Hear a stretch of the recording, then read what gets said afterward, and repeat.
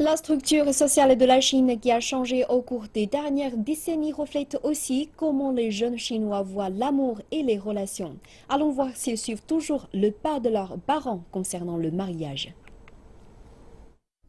Cindy Shao aime jouer aux fléchettes lorsqu'elle ne travaille pas.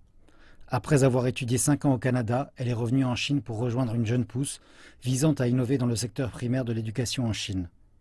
Née en 1989, elle est en couple, mais dit qu'il est encore trop tôt pour parler de mariage. Le mariage n'est pas nécessaire pour moi. Je n'ai pas fixé de date limite.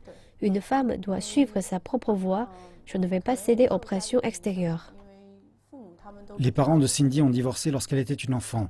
Elle admet que l'indépendance de sa mère l'a beaucoup influencée. Rechercher la stabilité est quelque chose qui a été gravé sur nos os. Mais en Occident, cela peut être différent. Être confortable est l'aspect le plus important d'une relation. Il s'agit de deux individus indépendants qui partagent des valeurs communes, mais jouissent de leur propre centre d'intérêt.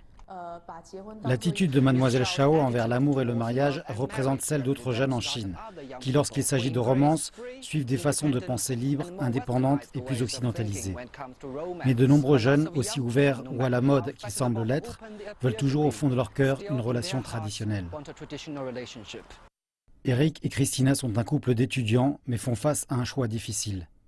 Eric est sur le point de commencer son année de parenthèse utile avant de se rendre aux États-Unis, tandis que sa copine restera pour poursuivre ses études. Parler d'amour et de mariage, d'après lui, c'est deux choses différentes. Tomber amoureux, c'est plus une question d'être confortable et relaxé. Mais le mariage est une question de famille. J'aime les mariages des anciennes générations, où l'on trouve plus de patience, de soutien réciproque et de dépendance à l'autre. Bien qu'elle est toujours à l'université, Christina sait déjà quand elle veut se marier, 3 ans après la fin de ses études. Parce que je veux me préparer davantage. Le mariage est très compliqué.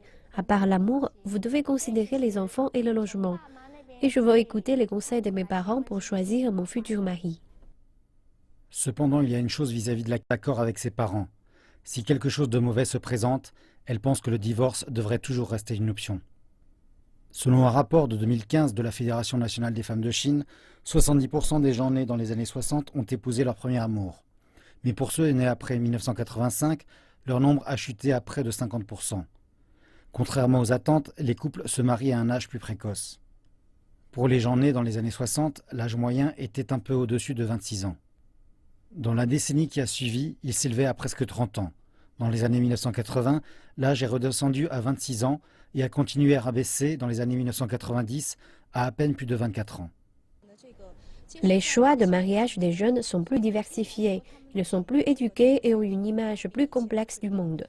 La prise de conscience des droits des femmes fait aussi que, pour de nombreuses filles, le mariage n'est pas une nécessité. Le professeur Ding dit que cette tendance diversifiée a aussi suscité les rencontres en ligne et aussi les rencontres d'un soir parmi les jeunes. Mais en général, une société plus tolérante est une baisse.